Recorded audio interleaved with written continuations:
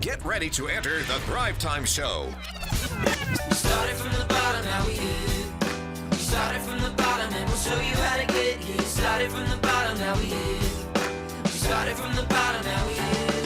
We started from the bottom, now we're on the top. Teaching you the systems to get what we got. Colton Dixon's on the hooks, I break down the books. Z's bringing some wisdom and the good looks. As the father of five, that's why I'm alive. So if you see my wife and kids, please tell them hi. It's the C&Z up on your radio. And now 3, 2, 1, here we go. We started from the bottom, now we hit. We started from the bottom and we'll show you how to get. And this is the system. So by very definition of this here, or I guess the workflow here is, if you're defining something and you act on it, so if you make the checklist, then you act on it, and you measure, and you're like, well, that didn't work. Correct. Then you refine it, you come back to center, and you do this over and over and over, right? So your checklists get a little bit better year after year, correct? Absolutely. Okay. Yeah. So there's probably dumb mistakes you're no longer making that you used to make every day. Absolutely. And the other thing to remember is, given enough time, every system will fail. Yeah. You know, for example, your car. Your car works well because you have all these systems in place to make it work. Well, given enough time, you know, the wheel may fall off or something will, you know, stop working. And that's happened with my checklist before. For example, just recently I went to go look at it and I said, why are these items on here? We don't even carry that product anymore. Oh. You know, but the employees were just going through and checking it off. You know, I got that done. And of course, then I'm kind of going, well, all right. What else do they check it off? Exactly. Now let me ask you this. Maya Angelou, the famous author, poet, she says, nothing works unless you do. I would say in business, no checklist or no system works without accountability. Absolutely. How do you on a daily basis maintain the accountability to make sure that your team is delivering the results that customers are paying for? Correct. Basically, the manager that would be in charge. So I actually have a general manager in my store. His role is to make sure that those checklists are being done. So they actually, at the end of the shifts, they turn those in. And so he'll go through it and he'll take a look at it. Now, that doesn't necessarily mean that he will go through and check every refrigerator or check everything. In fact, for all I know, I hope it's not the case, he could literally be just going, all right, it's good, throw it in the trash. Ooh. But the employees need to know or feel like he's inspecting it. Okay. And so at some point he needs to, I've talked to him about it, at random, go through and check them. But if the job's getting done, we're good. But it's when the job's not getting done that we start pulling a checklist and saying what happened. Now to make this whole checklist system work, there are 2 quotes that I try to live by. Maybe you have some that you want to share here. I'm going to see if I can successfully go to a new slide here without crashing the mainframe here. Let me see if I can do it. And there, hey, all right. So, quote number 1, trust but verify. And Ronald Reagan said that. Do you believe in that? Absolutely. So I trust you. Hey, I believe that you did in fact clean the bathroom, but I'm going to go verify that. Is that right? Yes. Okay. The other one I hear a lot is inspect what you expect. What does that mean in your mind? Well, it's there's a quote that I love that says real performance standards are based on the things that we accept, not the things that we expect. So it's what you accept, right? Right, and it goes Not right along with that. Expect. And so if you may expect your employee to have picked up the parking lot. Yeah. But you need to go inspect it occasionally and make sure he's doing it. It could be that he wasn't trained thoroughly. Yeah. And this has happened in my venue a lot of times where the manager will say, go clean the parking lot, and they didn't give him full instructions. And so they think they got it done, and I come through and it's not done. I see a lot of owners who own businesses, and at 5 o'clock their whole staff is left, but they're still there by themselves.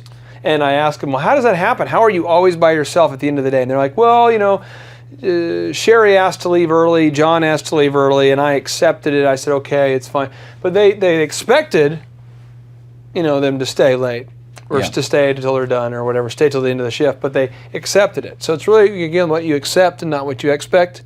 Yes. So if the bathrooms aren't clean, if you accept it, it doesn't really matter. And you're setting the standard, Okay. you know, for that. Now, Arthur, is there any other tips that you would like to share? We're going to get into the brass tacks now of installing some accountability systems. Is there any other little phrases that you like to kind of swirl in your mind for accountability and for daily management that you kind of keep in your brain? No, I mean, no. These are pretty much it right here. I mean, these are like They really are. Okay, so it's not super complicated, but it's something that we have to do. Now, in the book, The Service Profit Chain, it says that organizations that achieve both market and operating focus are nearly unbeatable, meaning companies that are operationally awesome Yeah. are almost unbeatable. And that's great. But once I have a checklist in place, how do I make sure that my people are actually using this thing? I mean, you mentioned that some of the items are out of date there on your to-do list, Sure. or you're always refining it. Yep. How do you make sure that it's always getting done? Well, like I told you, I have my general manager would sit down and make sure that it's done, every night. Okay. But on top of that, my general manager also has checklists. And does your corporate check on you? Oh, absolutely, absolutely. The corporate office actually has access to all of our computers and all the things going on. So they're constantly looking at us and saying where they're at. Now they do trust us, because of our relationship and then what the expectations are. But they do define what the expectations are. If I start taking my chicken and cutting extra pieces of, taking a fillet, which we get in raw, and cutting a nugget off each one, and all of a sudden my sizes aren't meeting spec, they're going to be coming and having a discussion with me about it. So they even follow up with you. Absolutely. Now, what would you say to the business owner who says, I have checklists, but I can't get my staff to ever use them? Mm-hmm. Go for it. What do you say to them? It's their job, period. If you tell them that they're supposed to do it and they're not doing it, who's running the store? And unfortunately, I watch that all the time, that they're more interested in being friends with people than being their boss. Now, I know in our office, not these people filming, but other people, I know in a lot of offices what you'll run into is that people spend 40, 50% of their day not working. They're just talking about whatever, doing various other tasks. Very little focus is going on. How do you hold your team accountable to just being efficient, Arthur? What do you do? What kind of things do you have to say to your people if they're goofing around? Well, we have tracking forms, and it's systems in place. For example, our drive-through. We track our drive-through numbers every day. So I know that, like today, they ran 124 cars through the drive-through in 1 hour. Wow. And so, but we also know that some of the, what the other stores in Tulsa are doing. So we're constantly saying, where are we? But I have them write it down every day. They go to the piece of paper, what did we do today? And they write it down. And that's something that, here's our expectation. At the top of the sheet, it says, our goal is 140 cars. Now today we hit 124. Well, 140 is a pretty steep goal. Yeah. So we are going to work through that. Now Drucker, Peter Drucker is the legendary management expert and the author of who once wrote the book called The Effective Executive. He says that time is the scarcest resource, and unless it is managed, nothing can be managed. Essentially, nothing happens if it's not scheduled.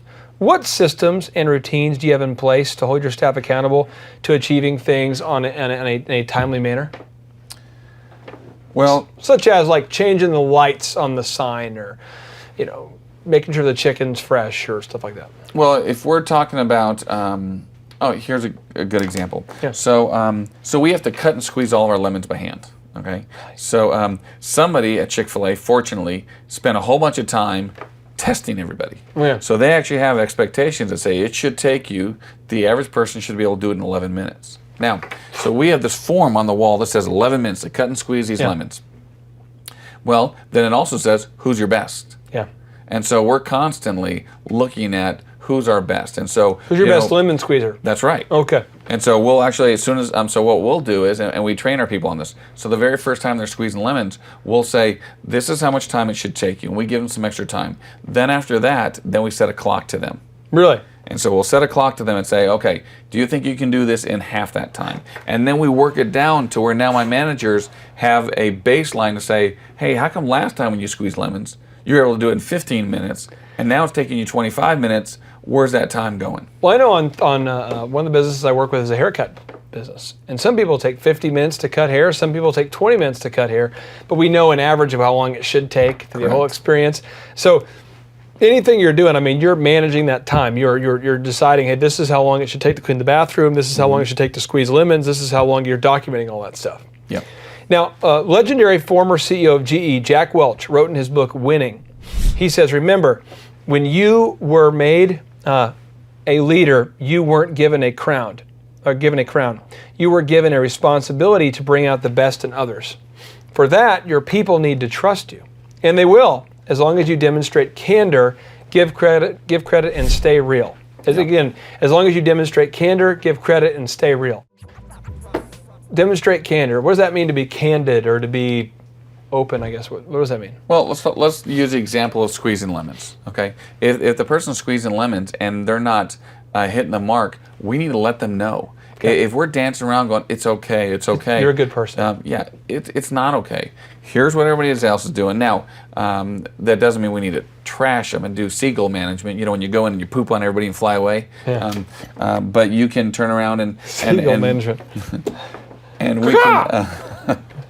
So at that point, we can be very candid and say, you know what, you did a good job, but you're not quite meeting the mark. Okay. So let's take a look at what we need to do to get there. What about giving credit? What does that mean in the business? Well, again, in the lemon, if they do a good job, we're going to make sure people know about it. We actually have like private Facebook pages for our people now, and so I will go on there, like if the drive-thru rocked the house and did some good numbers, and say, "Great job, everybody! Great job, drive-thru! You guys are rock stars," and list all their names. What about staying real, Arthur? I mean, there's bosses that are fake.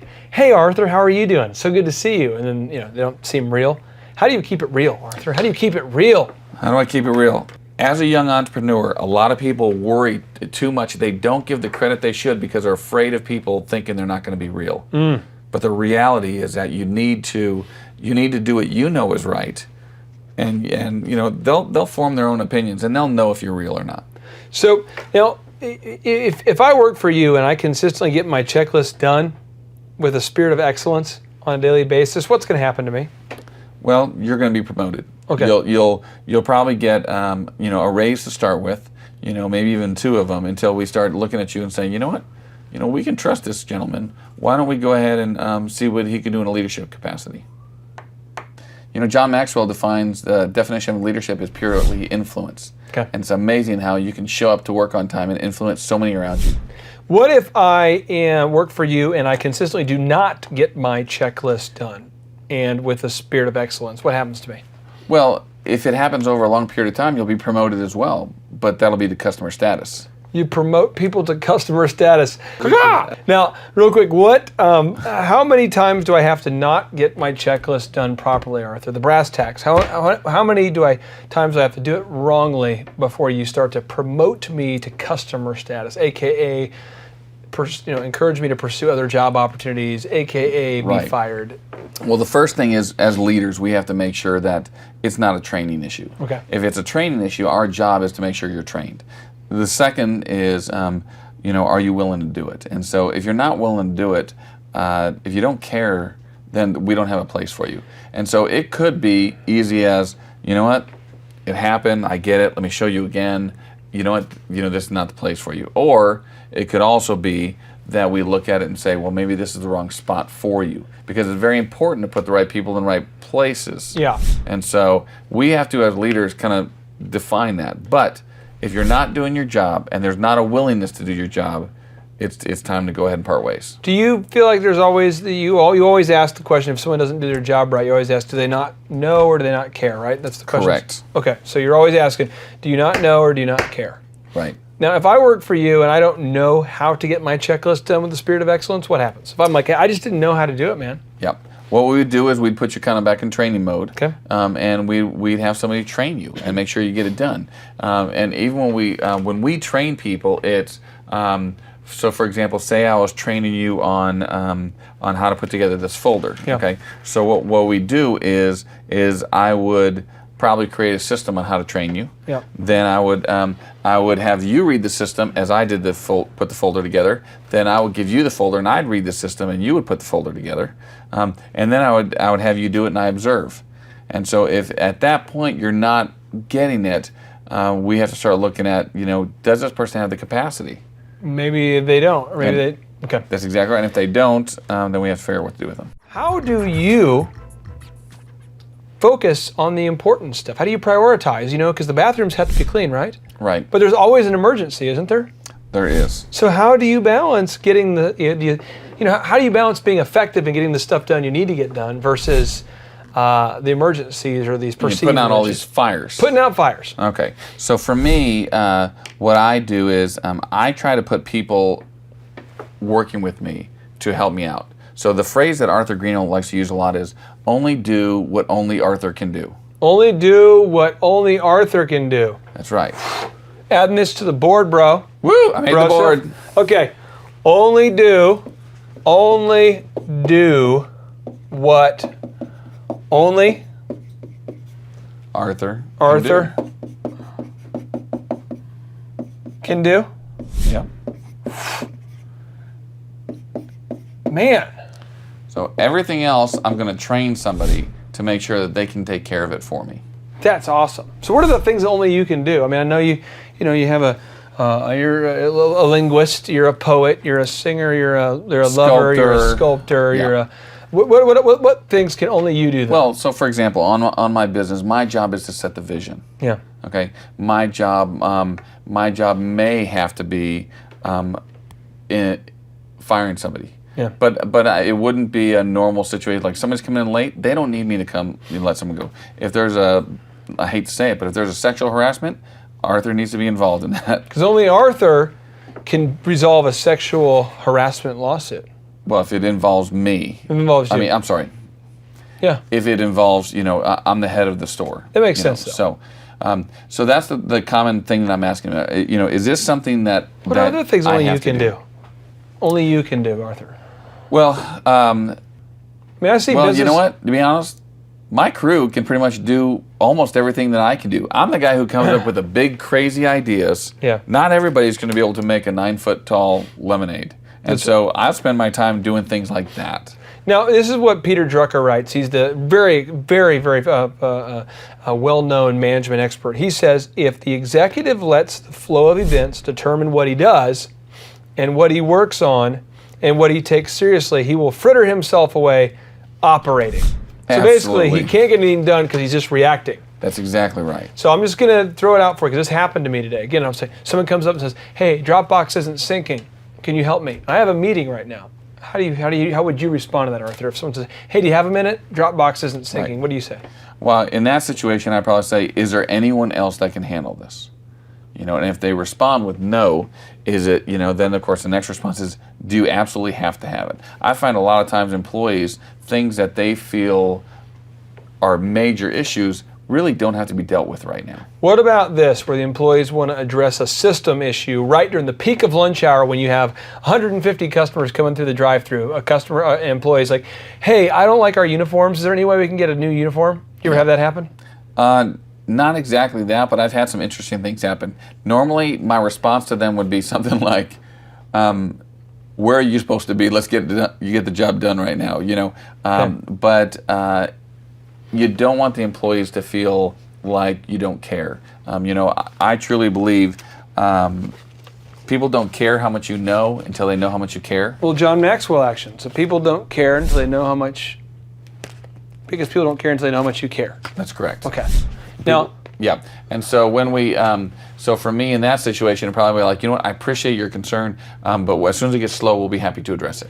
Now on this board of love, let's see if I can get this working here. The magic board, you're not rubbing it in the right spot. It's like a lamp.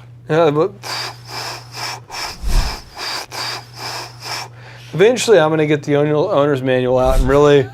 Right now, it's No, you won't. Right now, it's only something that Arthur can do. This board. On a daily basis, there's a lot of stuff that a lot of craziness that happens in every small business. Right. But what time do you wake up every day? Between 5:30 and 6. So 5:30 and 6 a.m. And what are you doing in those first couple critical hours?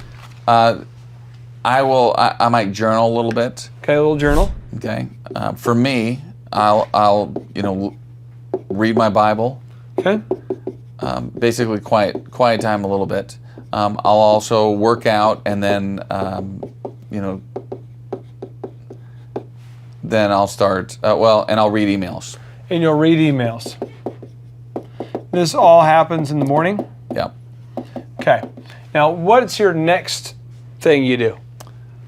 Well, for me, I'll start waking up the family. Okay, you wake up the family. Yeah, we start waking up the family.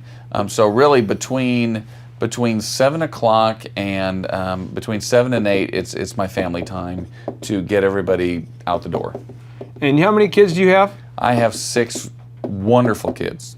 So 6 kids. Just want to make sure we're getting that. For anybody watching this who might be having 1 kid or 0 kids or feels kind of overwhelmed with 3 or 4 kids, you have 6 kids. 6 kids. So you 7 to 8, you got the family time going on.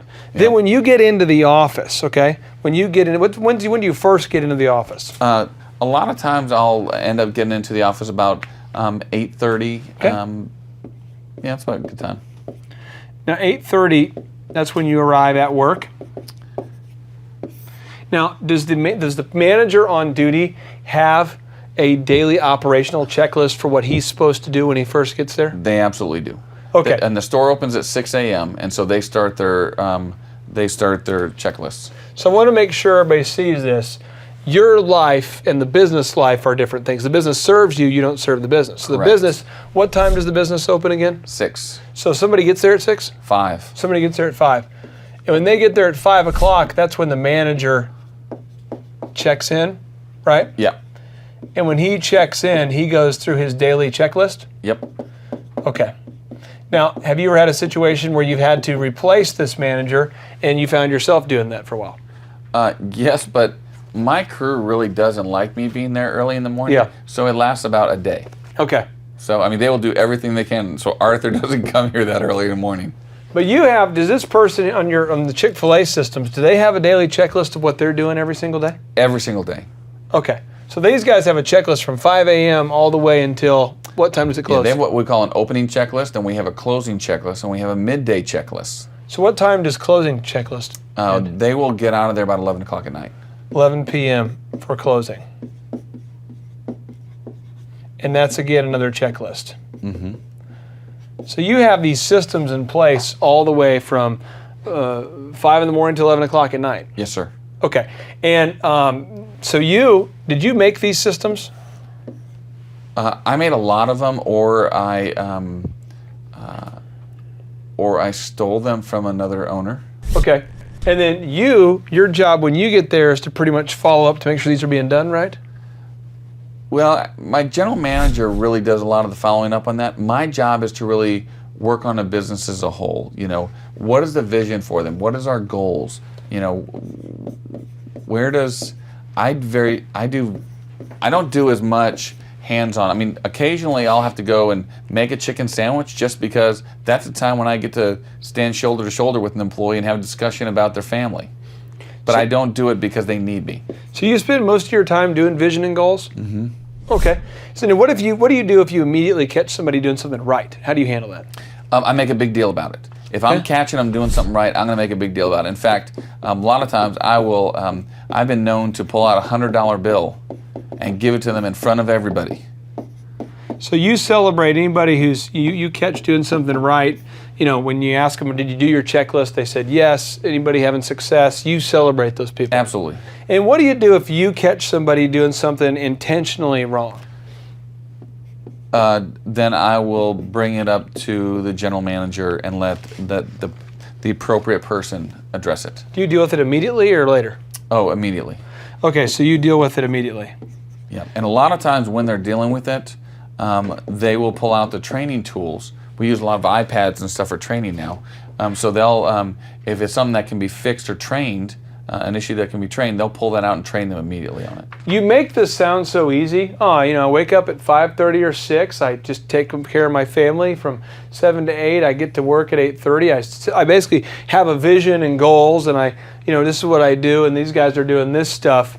Where does it start to come apart? And then how do you hold it together?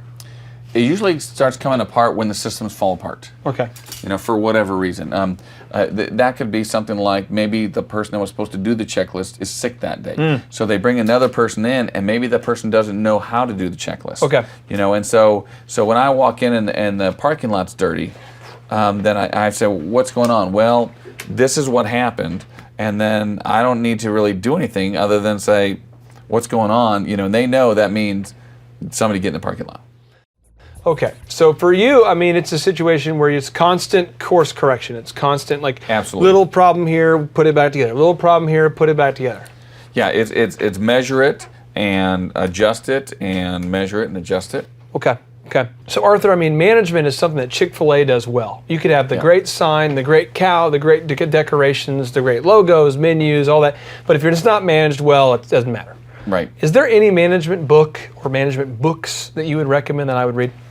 Well, when I hired team members, and they come to me and they say, I want to be a leader. Yeah. The very first book I give them is 21 Laws of Leadership by John Maxwell. Agreed. That's to me, great. that's entry-level leadership. Okay. And so, plus it also gives me a glimpse on if they're serious or not. Yeah. So if they read the book, they give me a report on it. So 21 Laws of Leadership by John Maxwell. Yeah, that's the very first step. Then if they've been with me for a little while, then I'll kind of get Lee Cockrell's book. Okay, which is Making the Magic Happen, or Creating Magic by Lee Cockrell. Creating Magic. And so that really talks a lot about the details, of what we're doing, the experience, and so those are kind of the standards. Yeah. There's a lot of other books that we'll take a look at. Yeah. Patrick Lencioni has a great one, 5 Dysfunctions of a Team, and there's many out there. But those are kind of the two that we say this is part of basic training with Arthur. Okay. Awesome. Well, Arthur, I appreciate your time. I know that time is the one thing, even though you're a great manager, it's the one thing you can't make more of. And I appreciate you just taking the time to share with us and to really offer this mentorship. So thank you so much. My pleasure. Thank you. Take care. All right, JT, so hypothetically, in your mind, what is the purpose of having a business? To get you to your goals. So it's a vehicle to get you to your destination. And would you need profits to get there? I mean, is when you have a business that's successful, in your mind, in your expert opinion, would you need profits to get you to your goals? Yeah, because if you have a $15 million business, but you have $15 million of expenses, it's kind of pointless. Holy crap! All right, so the question I would have here for you, if you could take, like, I don't know, 10 minutes or less and see if you could save $3,000 a year by reducing your credit card fees, would you do it? Yes, absolutely. Holy crap! Why would somebody out there who's listening right now who has a sane mind, why would they not go to thrivetimeshow.com/credit-card, thrivetimeshow.com/credit-card to schedule a 10-minute consultation to see if they can reduce their credit card fees by at least $3,000 a year. Why would they not do it? Yeah, why would they not do it? Maybe because they didn't understand how you said the website. This tree is a symbol of the spirit of the Griswold family Christmas. No, that's clear. Okay, so that could be true. So I would encourage everybody to check out thrivetimeshow.com/credit-card, thrivetimeshow.com/credit-card. What would be another reason why someone would not be willing to take 10 minutes to compare rates to see if they could save $3,000 or more on credit card fees? Maybe they think it is a waste of time and that it won't. It's not possible. There's somebody out there that's making more than $3,000 every 10 minutes, and they're like, nah, that's not worth my time. We getting there, right money. We getting there, right money. There's probably someone out there that would think that. Well, I'll just tell you, folks, if you're out there today and you're making less than $3,000 per 10 minutes, I would highly recommend that you go to thrivetimeshow.com/credit-card because you can compare rates, you can save money. And, the big goal, in my opinion, of building a business is to create time freedom and financial freedom. And in order to do that, you have to maximize your profits. Holy crap! Now, one way to maximize your profits is to increase your revenue. Another way to do it is to decrease your expenses. It's a profit deal. It takes the pressure off. JT, is there any other reason why somebody would not be willing to take 10 minutes to compare rates to see if they could save a total of $3,000 a year on average? I am at a loss and I cannot think of any other. Shampoo is better. I go on first and clean the hair. Conditioner is better. I leave the hair silky and smooth. Oh, really, fool? Really? Stop looking at me, Swan. Well, let me tell you a good story here real quick here. I actually, years ago, compared rates with this company here called IPS. It's Integrated Payment Services. And I scheduled a consultation. I don't know that I was skeptical. I just thought, whatever, I'll take 10 minutes. I'll compare rates. I can't tell. You can tell me I'm a doctor. No, I mean, I'm just not sure. Or can't you take a guess? Well, not for another 2 hours. You can't take a guess for another 2 hours? And in my case, my particular case, I save over $20,000 a year. Holy crap! Wow. Which is, like groceries when my wife goes to the organic stores. Find everything you need today? Yeah. Great. Okay. Oh, God. No. Everything okay, ma'am? It's just that you've only scanned a few items and it's already $60. I'm so scared. Okay, I'm a trained professional, ma'am. I've scanned a lot of groceries. I need you to stay with me. It's just that my in-laws are in town and they want a charcuterie board. Well, this isn't gonna be easy, so I need you to be brave, all right? What's your name? Patricia. Trisha, all right. I need you to take a deep breath. We're about to do the cheese. That's the difference between eating organic and not organic. So because my wife eats organic, I had to take the 10 minutes needed to compare rates to save the $20,000 a year on credit card fees just for one of my companies. One question, what's the brand name of the clock? The brand name of the clock, Rod, do we have it? Brand name of the clock, it's an elegant from Ridgeway. It's from Ridgeway. Let's buy the clock and sell the fireplace. So I encourage everybody out there, go to thrivetimeshow.com/credit-card. You schedule a free consultation, request information. A member of our team will call you. They'll schedule a free consultation. It should take you 10 minutes or less. And then they're going to compare rates and see if they can't save you more than $3,000 a year off of your credit card processing. You were hoping what? I wouldn't owe you money at the end of the day. No, you don't owe us money. Because at the end of the day, the goal of a business is to create time freedom and financial freedom. And in order to do that, you need to create additional profits.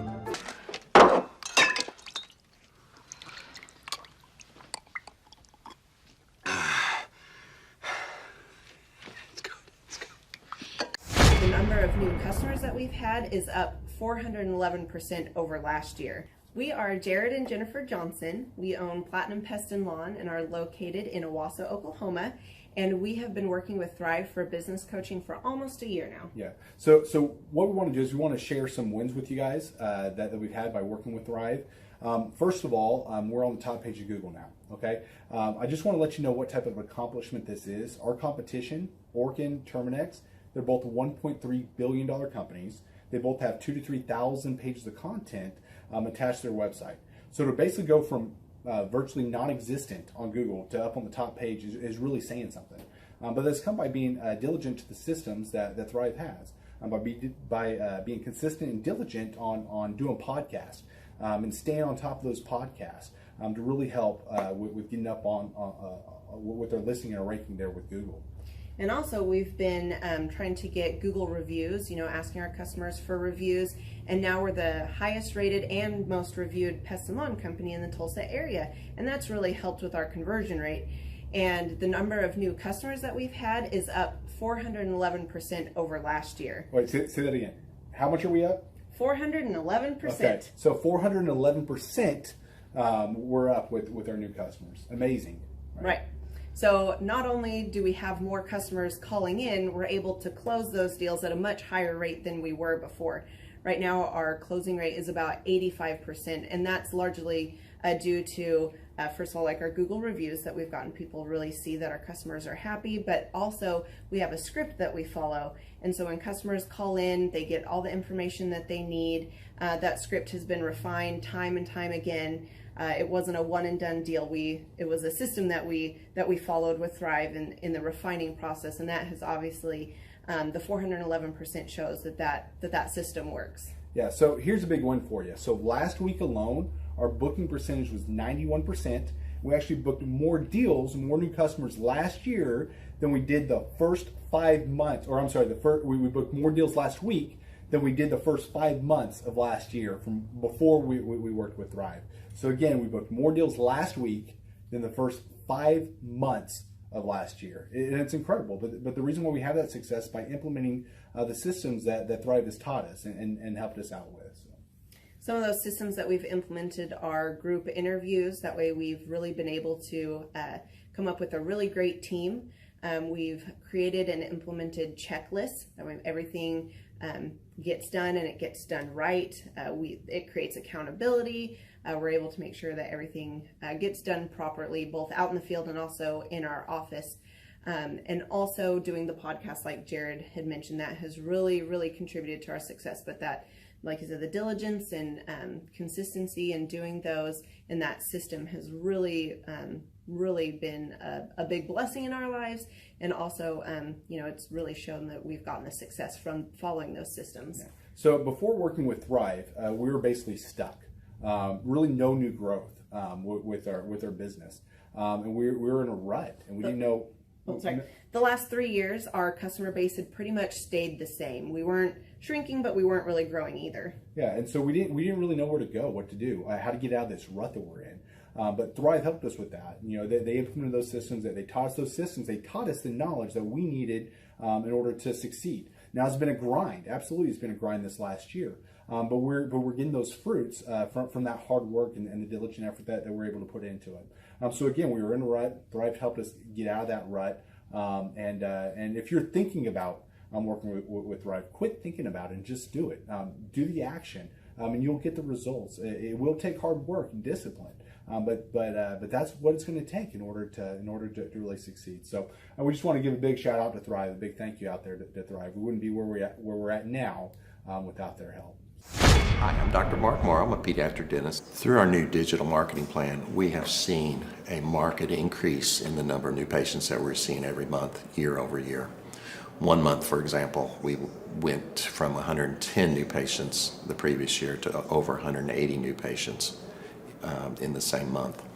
And overall, our average is running about 40 to 42% increase month over month, year over year. The group of people required to implement our new digital marketing plan is immense, starting with a business coach, videographers, photographers, web designers. Back when I graduated dental school in 1985, nobody advertised. The only marketing that was ethically allowed in everybody's eyes was mouth-to-mouth marketing. By choosing to use the services, you're choosing to use a proven turnkey marketing and coaching system that will grow your practice and get you the results that you're looking for. I went to the University of Oklahoma College of Dentistry, graduated in 1983, and then I did my pediatric dental residency at Baylor College of Dentistry from 1983 to 1985. Hello, my name is Charles Colaw with Colaw Fitness. Today I want to tell you a little bit about Clay Clark and how I know Clay Clark. Clay Clark has been my business coach since 2017. He's helped us grow from 2 locations to now 6 locations. We're planning to do 7 locations in 7 years and then franchise. And Clay has done a great job of helping us navigate anything that has to do with like running the business, building the systems, the checklists, the workflows, the audits, how to navigate lease agreements, how to buy property, how to work with brokers and builders. This guy is just amazing. He's this kind of guy has worked in every single industry. He's written books with like Lee Cockrell, head of Disney, with the 40,000 cast members. He's friends with like Mike Lindell.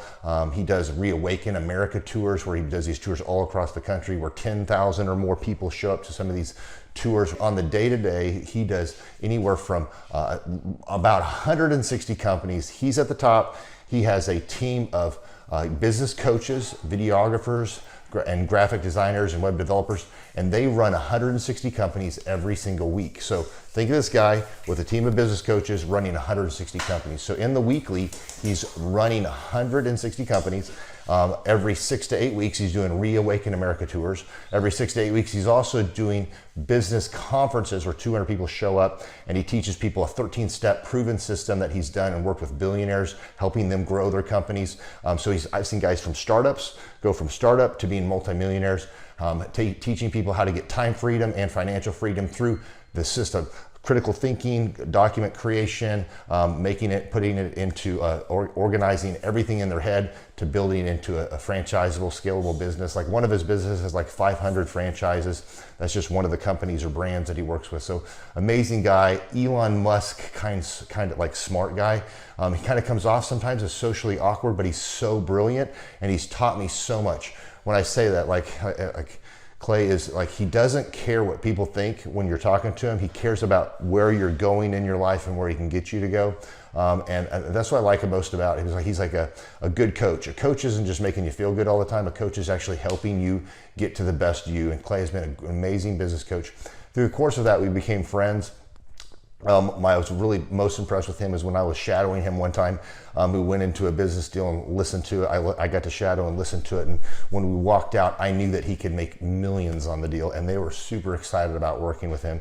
And he told me, he's like, I'm not going to touch it. I'm going to turn it down, because he knew it was going to harm the common good of people in the long run. And the guy's integrity just really wowed me. It brought tears to my eyes to see that this guy, his highest desire was to do what's right.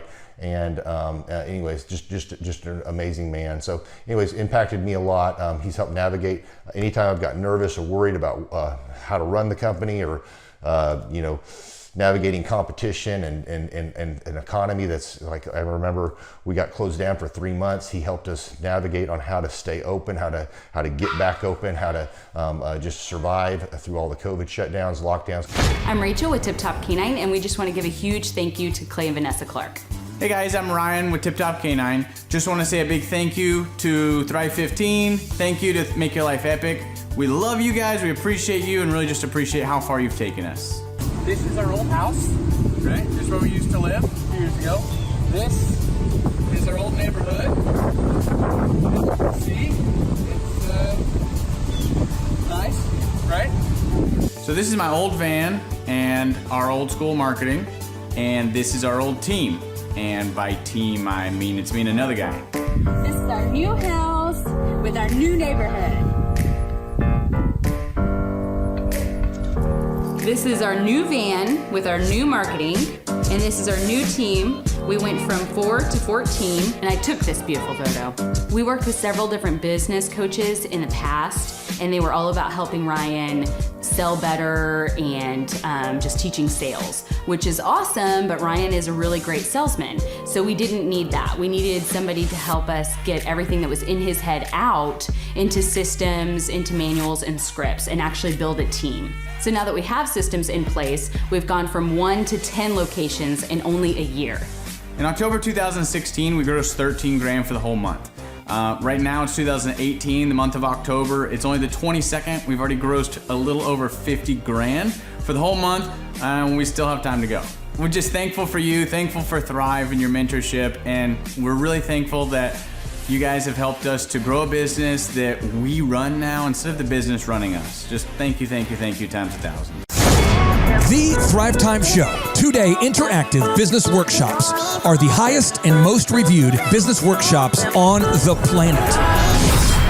You can learn the proven 13-point business systems that Dr. Zellner and I have used over and over to start and grow successful companies. I mean, we get into the specific steps on what you need to do to optimize your website. We're going to teach you how to fix your conversion rate.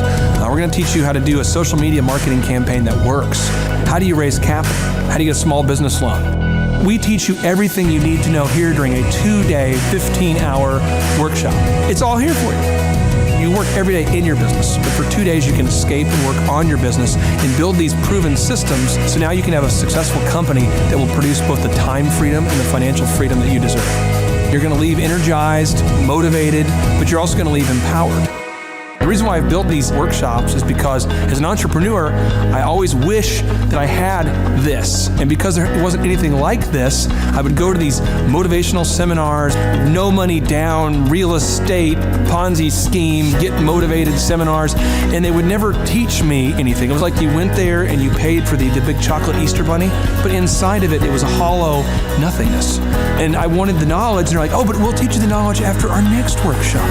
And the great thing is we have nothing to upsell. At every workshop, we teach you what you need to know. There's no one in the back of the room trying to sell you some next big get-rich-quick, walk-on-hot-coals product. It's literally, we teach you the brass tacks, the specific stuff that you need to know to learn how to start and grow a business. And I encourage you to not believe what I'm saying, and I want you to Google the Z66 auto auction. I want you to Google elephant in the room. Look at Robert Zellner and Associates. Look them up and say, are they successful because they're geniuses, or are they successful because they have a proven system? When you do that research, you will discover that the same systems that we use in our own business can be used in your business. Come to Tulsa, book a ticket, and I guarantee you it's going to be the best business workshop ever, and we'll even give you your money back if you don't love it. We've built this facility for you, and we're excited to see you. If we go back 8 years ago, think about the number of clients you had back then versus the number of clients you have now. As a percentage, what has been the growth over the past 8 years, do you think? We got to inspire somebody out there who just doesn't have the time to listen to their calls. Okay, so Clay, it's like I would go up and down from about $10,000 a month up to about $40,000, but it's up and down roller coaster, and so now we've got it to where we're in excess of 100 clients. That's awesome. And so I would have anywhere from 5 clients to 20 clients on my own with networking, but I had no control over it. I didn't. Without the systems, you're going to be victimized by your own business. For somebody out there who struggles with math, if you, let's say that your average number of clients was 30 and you go to 100, as a percentage, what is that? I have doubled every year since working with you. So I've doubled in clients, I've doubled in revenue every year. It's 100% growth every year I've worked with. Now, so I'm looking, we've been good friends 7-8 years, and I've got doubled 5 times. Which is just incredible. I mean, the first time you do it, that's one thing, but when you do it repeatedly, yeah, I mean, that's unbelievable. We're working our Blessed Assurance off this year to double. We're planning on doubling again. We're incorporating some new things in there to really help us do it, but we are going to double again this year. I started coaching, but it would go up and down, Clay. That's when I came to you, as I was going up and down, and I wanted to go up and up instead of up and down. And so that's when it needed a system. So creating a system is you have nailed down specific steps that you're going to take no matter how you feel, no matter the results. You lean into them and you do them regardless of what's happening. You lean into them, and it will give you X number of leads. You follow up with those leads, turns into sales. Well, I tell you, it's if you don't have a script and you don't have a system, then every day is a whole new creation. You're creating a lot of energy just to figure out what are you going to do. Right. And the best executives, Peter Drucker is a father of modern management. He said the most effective executives make one decision a year. What you do is you make a decision, what is your system, and then you work like the Dickens to make sure you follow that system. And so that's really what it's all about. So with a script here, we have a brand new gal that just came in working for us. She nailed down the script, and she's been nailing down appointments. Usually we try to get one appointment for every 100 calls. We make 200 to 300 calls a day per rep. Right. And she's been nailing down 5 and 8 appointments a day. Somebody out there is having a hard time. That script. So she's making how many calls a day? She's making between 200 and 300 calls a day. Whoa. And our relationship is weird in that we do. If someone were to buy an Apple computer today, yeah, and or let's say you bought a personal computer, a PC, the computer is made by, let's say, Dell, but then the software in the computer would be Microsoft, let's say, or Adobe or whatever that is. So I basically make the systems, and you're like the computer and I'm like the software. It's kind of how I would describe our relationship. Yeah. Tim, I want to ask you this. You and I reconnected. I think it was in the year 2000 and what was it? Maybe 2010. Is that right? 2011, maybe, or no, maybe further down the road. Maybe 2013. 2012. Okay, so 2012, and at that time I was 5 years removed from the DJ business, and you were how many years removed from tax and accounting software? It was about 10, 11 years. We met. How did we re-meet? What was the first interaction? There was some interaction where you and I first connected. I just remember that somehow you and I went to Hideaway Pizza. But do you remember when we first reconnected? Yeah. Well, we had that speaking thing that. There it was. So it was Victory Christian Center. I was speaking there. My name is Robert Redmond. I actually first met Clay almost 3 years ago to the day, I don't know if he remembers it or not, but I wasn't working with him at the time. I asked to see him and just ask him some questions to help, direct my life, to get some mentorship. But I've been working with Clay for now just over a year.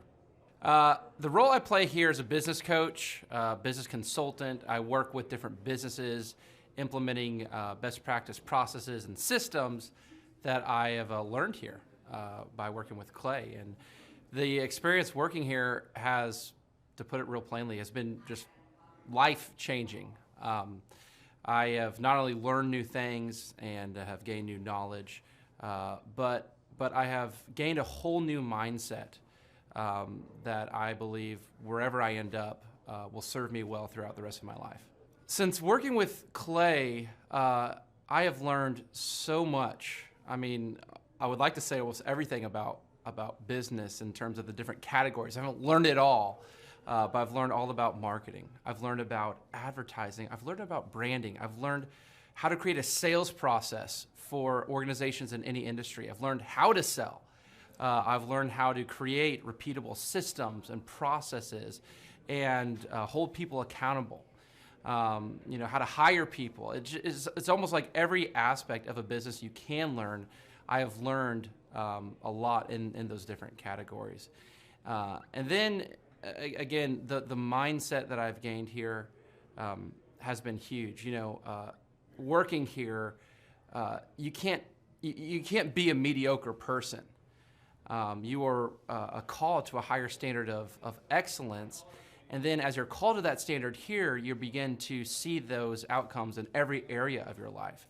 That standard of excellence that you want to implement no matter what you're involved in.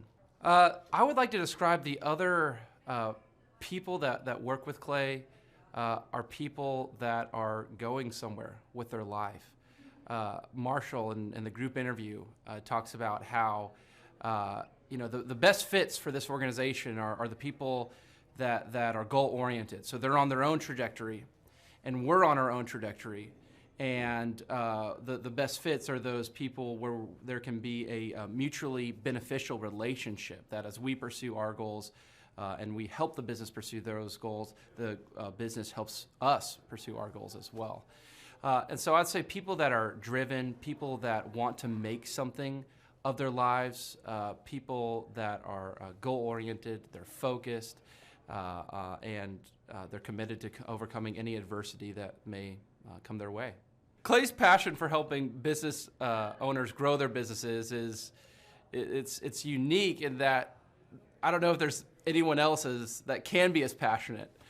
Whenever a business starts working with Clay, it's almost as like Clay is running that business in the sense that he has something at stake. He's just serving them. They're one of his clients, but it's as if he is actively involved in the business. Whenever they have a win, he's posting it all over his social media. He's shouting it across the room here at Thrive. He's sending people encouraging messages. He can kind of be that life coach and business coach in terms of being that a motivator and that champion for people's businesses. It's again unique because there's no one else I've seen get so excited about and passionate about other people's businesses. The kind of people that wouldn't like working with Clay are people that are satisfied with mediocrity. People that want to get through life by just doing enough, by just getting by. People who are not looking to develop themselves, people who are not coachable, people who think that they know it all and they're unwilling to change. I would say those are the type of people. In short, anyone that's content with mediocrity would not like working with Clay. So if you're meeting Clay for the first time, the advice I'd give you is definitely come ready to take tons of notes. Every time Clay speaks, he it gives you a wealth of knowledge that you don't want to miss. I remember the first time that I met Clay, I literally carried a notebook with me all around. I was looking at this notebook the other day, actually. I carried a notebook with me all around, and I just took tons of notes. I filled the entire notebook in about 3 or 4 months, just from being around Clay, following him, and learning from him. And then I would say come coachable. Be open to learning something new. Be open to challenging yourself. Be open to learning and adjusting parts about you that need to be adjusted.